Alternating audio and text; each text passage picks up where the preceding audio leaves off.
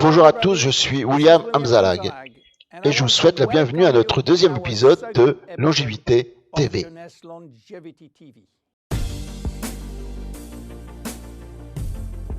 Jeunesse, we are redefining youth.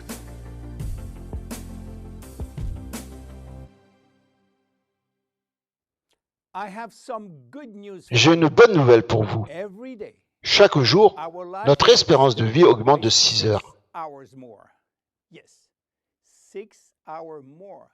Une augmentation de 25%.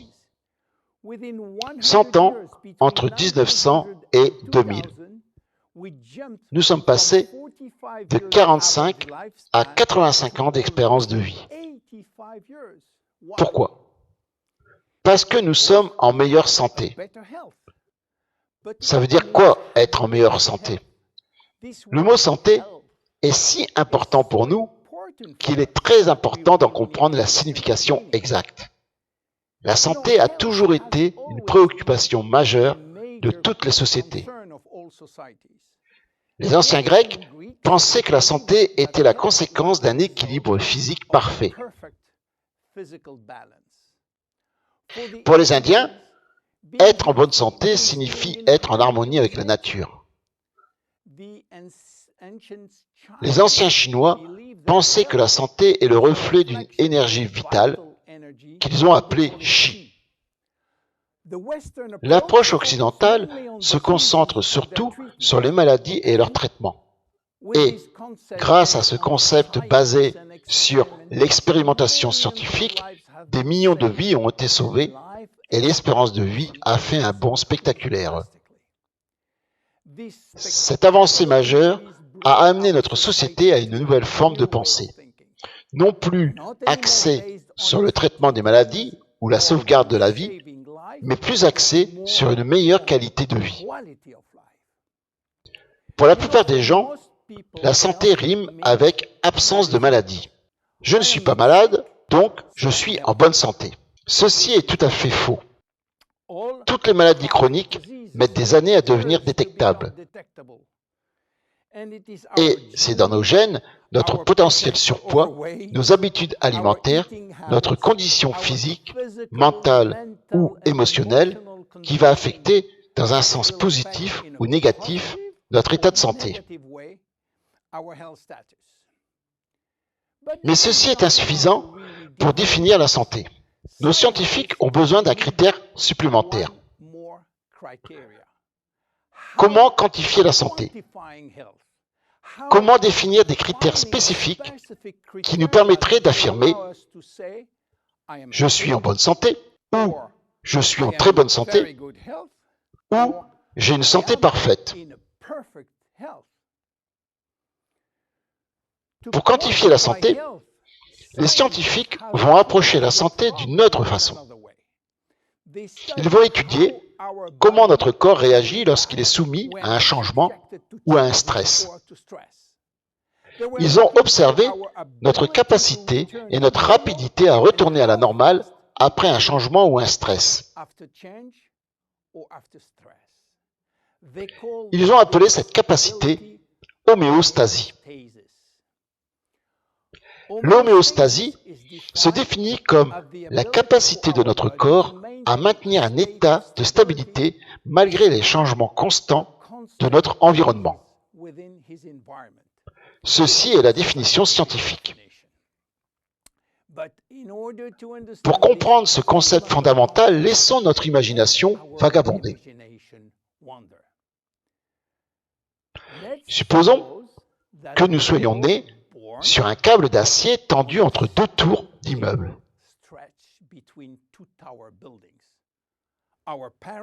Nos parents et leurs parents sont des funambules et vivent 24 heures sur 24 sur ce câble.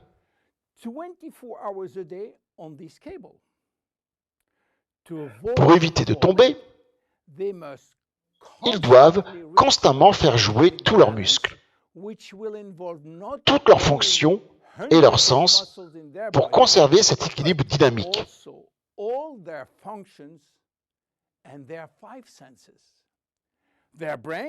Leur cerveau va évaluer les choix stratégiques et leurs émotions devront être autogérées s'il y a danger. Et ceci de façon permanente, 24 heures sur 24, non-stop. Ceci est l'homéostasie.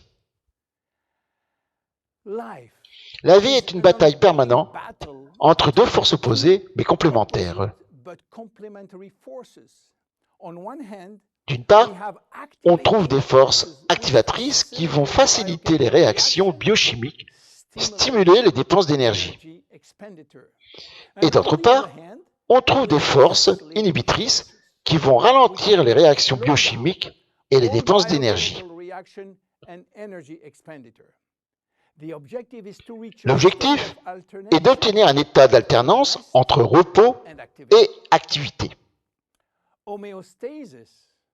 L'homéostasie est la réponse appropriée à des changements permanents, et les changements permanents sont au centre de toute vie humaine.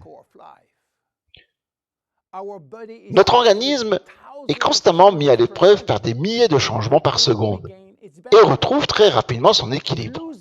Perdre son adaptabilité va conduire au vieillissement et aux maladies. Donc, au final, peut-on définir la santé ? La santé aujourd'hui est définie par notre capacité à s'adapter aux changements permanents. Cette adaptabilité se réalise grâce à un système organisationnel complexe mais cohérent, qui va entraîner un équilibre dynamique mais toujours remis en question. La diminution progressive de cet équilibre délicat va entraîner une diminution de nos performances. Donc, la possible apparition de maladies incluant le vieillissement. Jeunesse comprend l'importance de l'homéostasie et va cibler chaque produit en fonction de sa capacité à contribuer à rétablir l'équilibre. Par exemple, Réserve va aider à la réparation de l'ADN, contrebalançant les dégâts subis par l'ADN. Finity contribue à rallonger les télomères, contrebalançant le raccourcissement des télomères. C'est cela, la génération Young jeunesse. Mon nom est William Amzalag et je suis Génération Young. Merci et à bientôt dans notre prochain épisode.